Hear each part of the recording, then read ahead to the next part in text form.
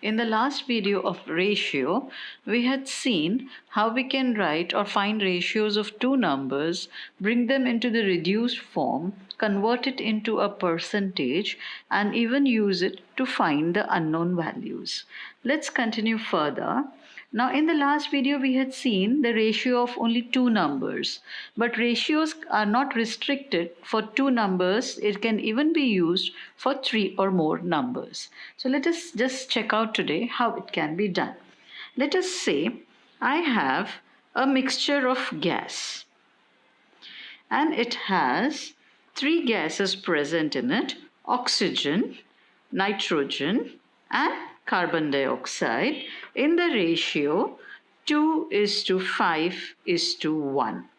Right? And now I have some questions based on this. This is the given data, and now I have to solve some questions based on it. Let us say, for example, I want to make a gas mixture of volume 1000 cubic centimeters, and I have to find out what should be the composition of each gas or the quantity of each gas present in it. So now we know the proportion in which these three gases are present is 2:5:1. And we have seen that when we get this 2:5:1, or the ratio is when we have removed some common multiple from it. So if the oxygen, nitrogen and CO2 are present in the ratio 2:5:1, means that oxygen and nitrogen are present in the ratio 2:5, nitrogen and carbon dioxide is present in the ratio 5:1, and oxygen and carbon dioxide is present in the ratio 2:1. And when we get these common ratios, if we have removed some common multiple, that is by cancelling, which we have seen in the last video. So we do not know what we have cancelled here. So let us assume that common multiple to be x.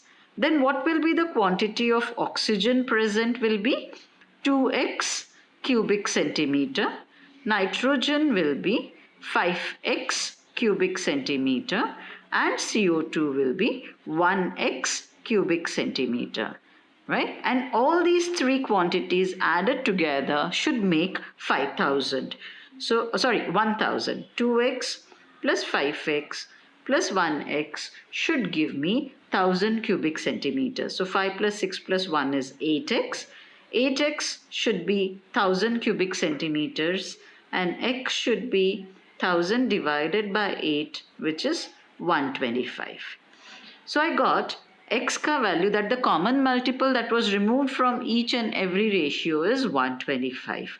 Now once I get the value of x, I can find out how much oxygen, nitrogen and CO2 is present in 1000 cubic centimeter of this gas mixture.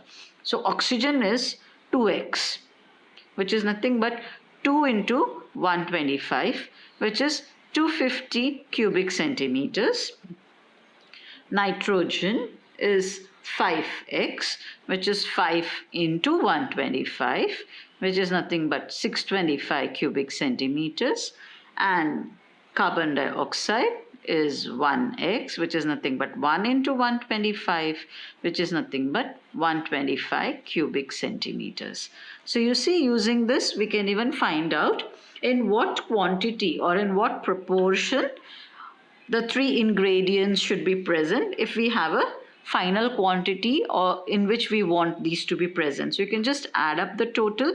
You can see 250 plus 625 plus 125 will give you 1000. 6 and 1 7, 750 and 250 is 1000.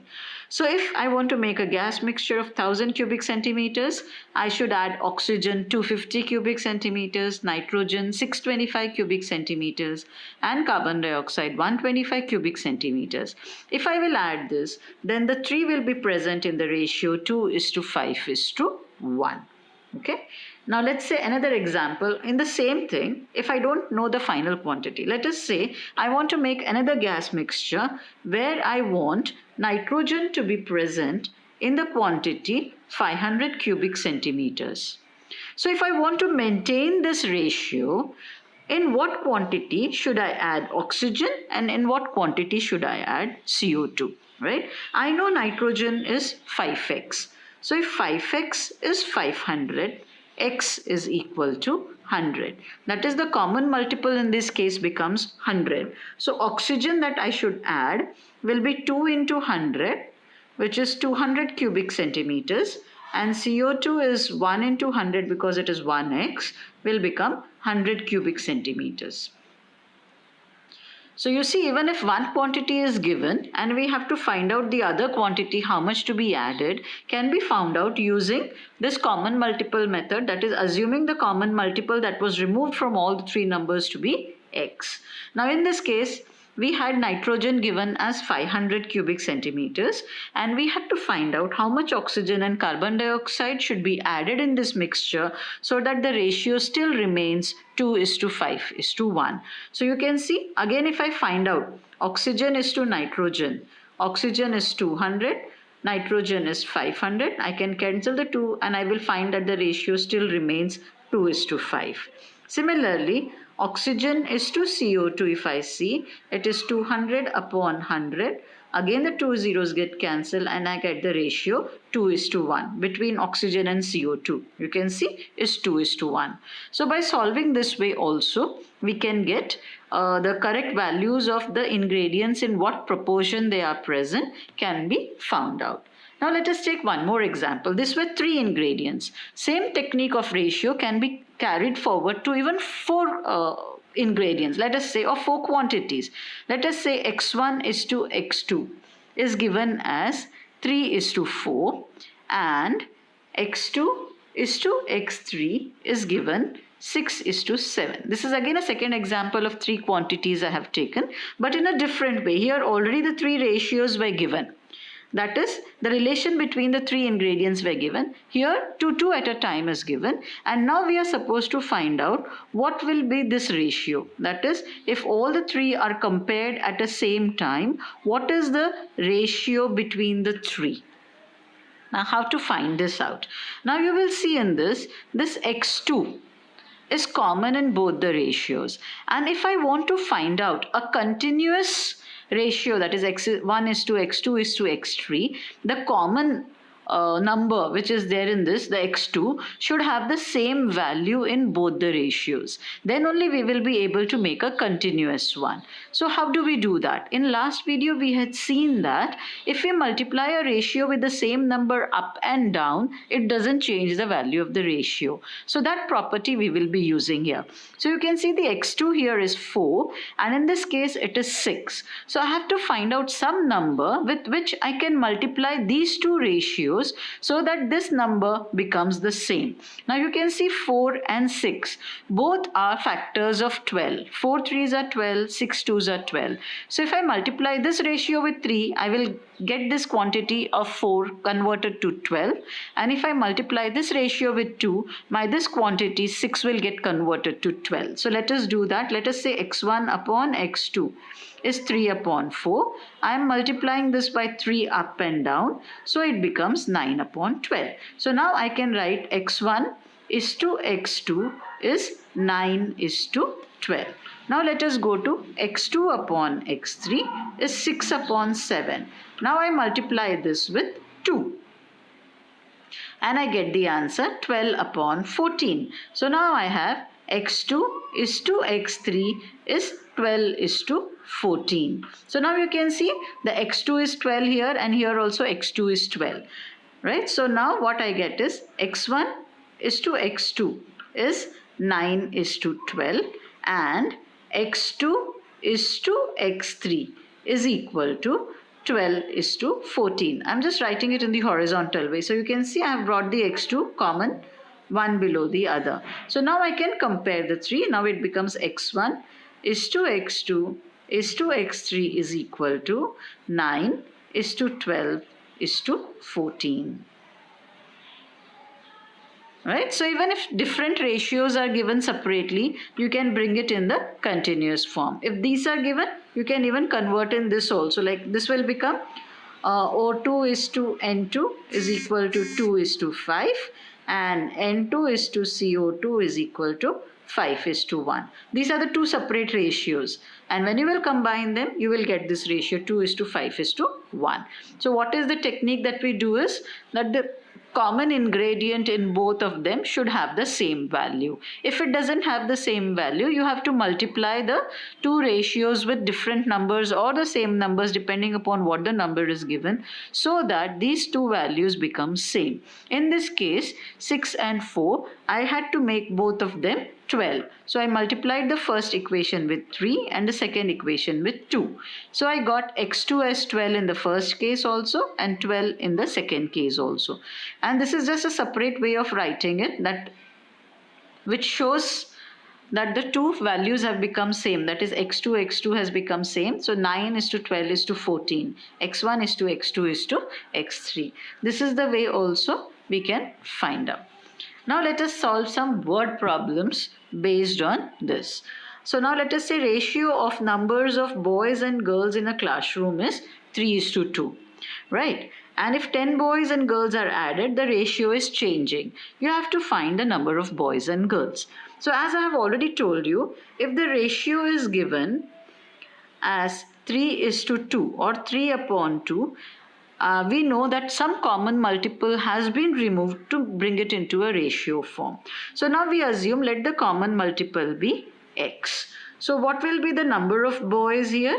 Actually 3x, and the girls will be 2x, right? Boys were 3x and the girls were 2x, and when you divide the two, x will get cancelled and you will get the ratio 3:2. So what is this x? X is the common multiple which was removed. Now what the question says is, if 10 girls are and boys are added, so if boys are 3x, the new number after adding will become 3x plus 10, because we are adding 10 boys, and the girls will be 2x plus 10. So this will be the number of boys after 10 boys are added. This will be the number of girls after 10 girls are added. So now the ratio is becoming 5:4. That means 3x plus 10 upon 2x plus 10 is equal to 5/4.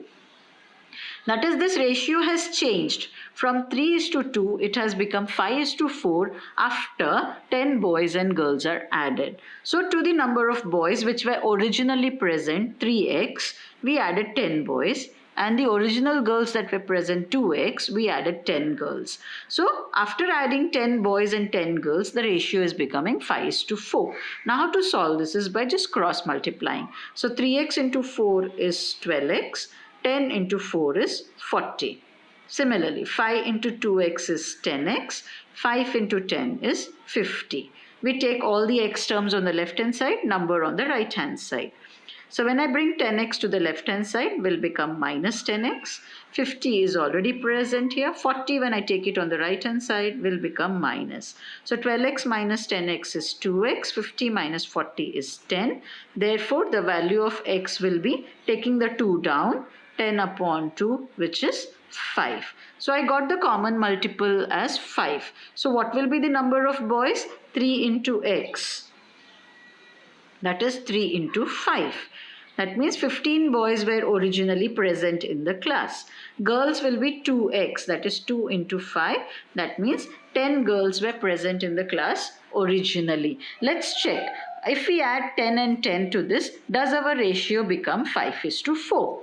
There were 15 boys. If I add 10 boys, it will become 25 boys, right? There were 10 girls. If I add 10 girls, it will become 20 girls.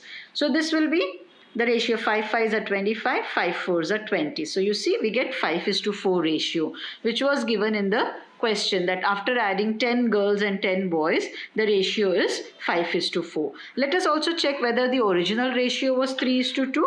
15 boys were present, 10 girls were present. We can cancel 5 3s are 15, 5 2s are 10. So you can see the original ratio was 3:2. And I added 10 boys, so 15 boys become 25 boys, 10 girls become 20 girls. 10 plus 10, 20, 15 plus 25. 15 plus 10 is 25. Now when you will cancel with the table of the 5, you will get the new ratio 5:4, right? Okay. Let's go to another example. Ratio of ages of Sita and Sarita is 4:5, right? Again, let us assume the common multiple to be x. That means, what is the present age of Sita Now you can see the ratio is given Sita and Sarita. So 4 is for Sita, 5 is for Sarita. So present age of Sita is 4x and that of Sarita is 5x. Now it says after 10 years. That means both of them are increasing their age by 10 years. So after 10 years, age of Sita will be 4x plus 10 and that of Sarita will be 5x plus 10, right? Because after 10 years, so even Sita has added age of 10 years and Sarita also has an added age of 10 years. So 4x plus 10 and 5x plus 10. Now the ratio is changing and it is becoming 6:7. When is this becoming 6:7? After 10 years. So what is the age after 10 years? This one, right? So we have to make a ratio with this. 4x plus 10 upon 5x plus 10 is 6/7, right? Now again we cross multiply. 4 into 7, 28x. 10 into 7 is 70. 6 5s are 30x and 6 10s are 60. We take all the x on the left hand side, numbers on the right hand side. So 28x, 30 when it comes this side will become minus. 60 we already have. 70 when it goes this side will become minus. So 28x minus 30x is minus 2x. 60 minus 70 is minus 10. So what will be the value of x? Now we take this 2 along with the sign down. The sign gets cancelled and we get the value of x is 5. What the question says is we have to find their present ages. We got the common multiple x. What is the present age of Sita? 4x. So what will be Sita ka age is 4 into 5. Why 5? Because x is 5. So we get 20 years. And that of Sarita is 5x. So 5 into 5, which is 25 years. Let's cross check, verify. Present ratio 4:5. So 20 upon 25. Cancel by the table of 5. We get the ratio 4:5. After 10 years, Sita will become 20 plus 10, 30 years. Sarita will become 25 plus 10, 35. Again 5 6 are 5 7s are. So you can see the new ratio will be 6:7.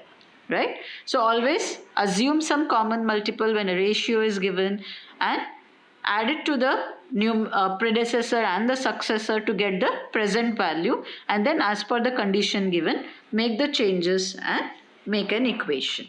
Okay, let's go to the next one. Let us say present ages of two persons A and B is given 10 years and 25 years.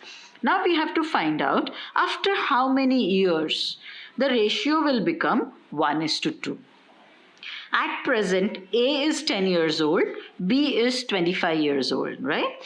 So we don't know after how many years, maybe 2 years, 4 years, 6 years, we don't know after how many years the ratio has to become 1:2, and we have to find out that. So let us assume the number of years as x here. That let us say after x years, or after x years is added to A and B, the ratio is becoming 1:2. So after x years, how much old will A be? He will be 10 plus x years old. B will be 25 plus x years old, right? This will be the age of A after x years. This will be the age of B after x years. And at that time, after the x years are added, the ratio is becoming 1:2. That means 10 plus x upon 25 plus x. After x number of years, the ratio has to become 1:2. And we have to find out after how many years this ratio will become 1:2. What is the present ratio? 10 upon 25. 5 2s are and 5s are. So the present ratio is 2:5. And after adding x years, the ratio is becoming 1:2. So we again cross multiply. 10 into 2 is 20. X into 2 is 2x. 25 into 1 is 25. X into 1 is x. 1x. Now let's take all x on one side. X when it comes this side will become minus, and 20 when it goes this side will become minus. 2x minus x is x. 25 minus 20 is 5. That means after 5 years, this ratio, which is at present 2:5, will become 1:2. Let's check. Present age of A is 10. When I add 5, he will be 15 years old. Present age of B is 25. When I add 5 years, he will become 25 plus 5 is 30. So 15 ones are 15, 15 to the 30. The ratio will become 1:2. Present ratio is 2:5. Now you can do this directly like this also, or you can first find out their ratio. Let us say 2:5 and then again add common multiple. So it's just repeated, like here we are adding x, here we are removing the common multiple and then again adding x. So let us say if I do it by this method, what will be the present age? 2x and 5x. Right? Then I have to include another variable, number of years will be y. So this solving will become a little difficult because we are having two variables here, x and y. So if ages are given, directly you can add the number of years, how much has to be found out. Okay. Now, so these are some word examples or word problems that we saw of using the properties of ratio. Now, proportion in the lower classes you have learned can be of two types, direct and inverse. What do we mean by that? If we have two values and if one value, let us say we have two values x and y. If the value of x increases and then the value of y also increases, then we call such type of proportion as direct proportion. If value of x decreases, then the value of y also decreases. Such type of proportions are called direct proportions. In inverse proportion, let us say I have two entities x and y. If the value of x increases, then the value of y decreases. In such cases, it is called inverse proportion. Or if x increases, then y increases. That is, it is not same relation. If one increases, the other increases. If one decreases, the other decreases is direct proportion. If one increases and the other decreases is an inverse proportion. Right? Let us see some examples of this.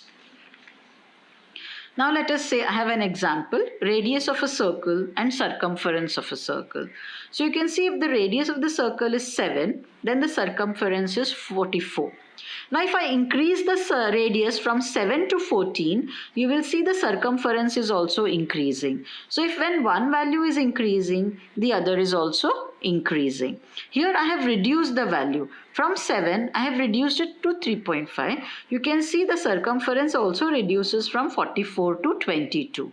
So if one is increasing, the other is also increasing. If one is decreasing, the other is also decreasing. Again from here, from 7 to 10.5, I have increased it. So you can see from 44 to 66. Again it has increased. In such cases, x upon y, let us find out the value and see what happens.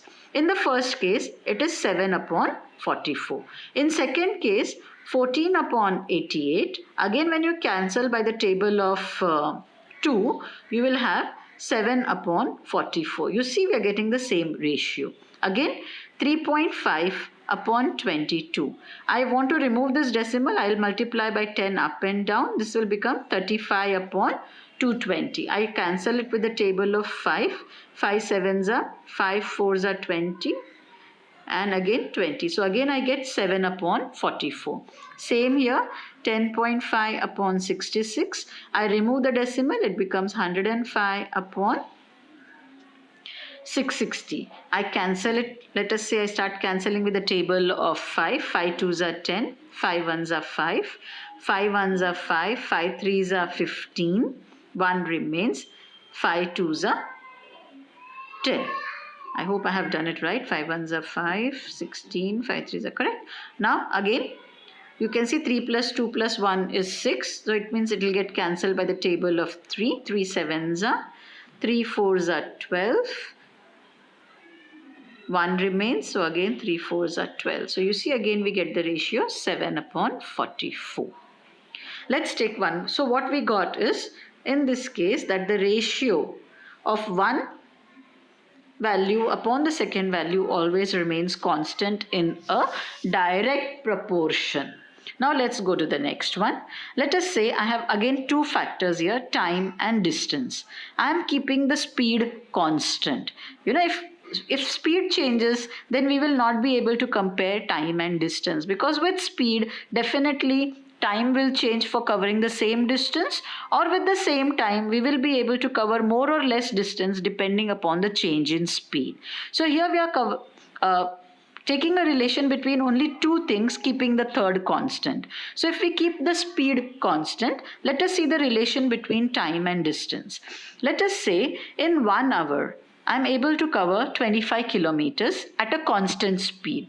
And if I keep traveling at the constant speed, definitely in 2 hours, I will be able to cover 50 kilometers. So when the time is increasing, my distance is also increasing. Here 12 minutes, that is I'm reducing the time taken to travel, then you will see the distance traveled also decreases. So with increase in 1, the second factor increases. When decrease in 1, the second factor also decreases. Again, let us find out what will be the ratio. 1 upon 25. Here it will be 2 upon 50, which again on cancellation I will get 1 upon 25. Here it is 12 minutes and kilometers. You see that here the distance was in hours, so I can't take here minutes. So the first factor will be to convert this minutes into hours. So 12 minutes divided by 60 upon 5. So when I will reverse this will become 12 upon 60 into 1 upon 5. So 12 5s are 60. Again I get the same ratio, 1 upon 25. So you see everywhere I am getting the same ratio, 1 upon 25. So here again it shows that if there is a direct proportion, then the ratio of the two variables will always be constant. Now let us see some cases of inverse variation. Now let us say I have a tank which is to be filled, and if I keep changing the number of taps which is supplying water to it, what will happen? From common understanding we know, if we will increase the number of taps in the tank, the time taken to fill the tank will be lesser. And if we reduce the number of tanks which is if we reduce the number of taps which is supplying water to the tank, the time taken for the tank to get filled will be more. Okay, so let us say if I have only one tap which is supplying water, the tank takes 6 hours to fill with water. If I increase the number of taps to 3 instead of 1, 3 taps will start supplying water to the tank. Then the time taken for the tank to get filled with water is only 2. So you can see if I'm increasing the number of taps, the time taken is reducing. So if one is increasing, the other is reducing. Again, from 1, if I make it 2 taps, time taken is also half, from 6 to 3. So if one is increasing, the other is decreasing. Such type of variations or proportions is called inverse proportion. In such cases, the ratio you will see will never come same. Here the ratio is 1 upon 6, here the ratio is 3 upon 2, and here the ratio is 2 upon 3. But in such cases where inverse proportion is there, their multiplication will come constant. 1 into 6, 6. 3 into 2, 6. 2 into 3 is 6. So such type of entity is written like this. Inverse proportion is written like this. X is inversely proportional to y, right? Or in other words, if I take y here, if I want to equate this, I will have to put a constant value upon y. And if I take y here, I will get xy is equal to constant, right? This is the sign of proportion. And if I want to convert the proportion sign into an equal to sign, I will have to introduce a constant, which I did here, right? And then x into y is constant. Similarly here also, you see, if I want to write this in the proportion sign, it will be x is directly proportional to y. And if I want to remove this proportion sign and make it an equal to sign, I will have to introduce a constant right after the equal to sign. So let us say constant sign k and y. Now if I take the y this side, I will get x upon y is constant, which is what I have been getting here, right? So to convert a proportion sign into an equal to sign, we introduce a constant k. Okay, so let's take one more example of inverse proportion. Here I'm keeping the distance constant and I'm comparing speed and time. So from common knowledge, if you know that I have two places, let us say from A to B, the distance is fixed and with a particular speed, I will take some time to reach here. If I increase the speed, I will reach faster. If I decrease the speed, I will take longer, right? So this is a case of inverse proportion when we keep one variable constant, that is distance. Okay, so let us say if my speed is 10 kilometers per hour, I will take 3 hours to reach from A to B. And if I increase my speed to 15 kilometers, definitely I will take lesser time. So I take 2 hours to reach from A to B. But if I reduce my speed from 10 to 5, I know I am going at a slower speed. So I will definitely require more time. So from 3 hours, the time required will be 6 hours. So again you can see here the ratio will not come same, because when one is increasing, the other is decreasing. When one is decreasing, the other is increasing. So you can see the ratio is 10 upon 3, 15 upon 2, 5 upon 6. But again, as I have told you, if it is an inverse proportion, the product of the two variables should come constant. So let us check it out. If this is x and this is y, 10 into 3 is 30. 15 into 2 is also 30 and 5 into 6 is also 30. So for inverse proportion, the product will be constant, and for direct proportion, the ratio or the division of the two entities will be constant. Another very classic example of inverse variation is number of workers and time taken to complete the work. Right? You can also see, if I increase the number of workers, time taken will be less. If I reduce the number of workers, time taken will be more. So this is also a case of inverse proportion where x into y will come constant. And using this formula, we can definitely find out any missing value. Okay, let us say for example, I have number of taps 1, 3 and 2. If I keep the number of taps 4, then how much time will be required for the tank to get filled up? Now since I know the ratio is, the multiplication is 6, x into y is 6 and it is going to remain constant, I can find the value of anything which is missing. Now let us say the value of x here is 4, I don't know the value of y. So in this equation, instead of x, I put 4y is equal to 6. So y is equal to 6 upon 4. Let us just cancel it with the table of 2. 3 upon 2, which is nothing but 1.5 hours. So if I make the number of taps increasing, I can find out the value here. Or in case if this was given, I can find out the value of x. Same thing is the case here also. Okay, let us say here the speed and distance was given. Now I know the ratio is 1:25. Now I want to find out, let us say I have to cover 75 kilometers and I have to find out in how much time I will be able to cover. I don't know it, but I know that the ratio of x upon y is 1:25. As we are aware that the ratio x upon y is constant, let's just substitute in it, right? The value of y is given as 75. So x upon 75 is equal to 1 upon 25. We just cross multiply, take 75 this side. What we have is 75 upon 25, which is nothing but 3 hours. So now using this formula, we can even find out anything missing. So now from here we know that if I want to cover 75 kilometers at a constant speed, I will require 3 hours of time.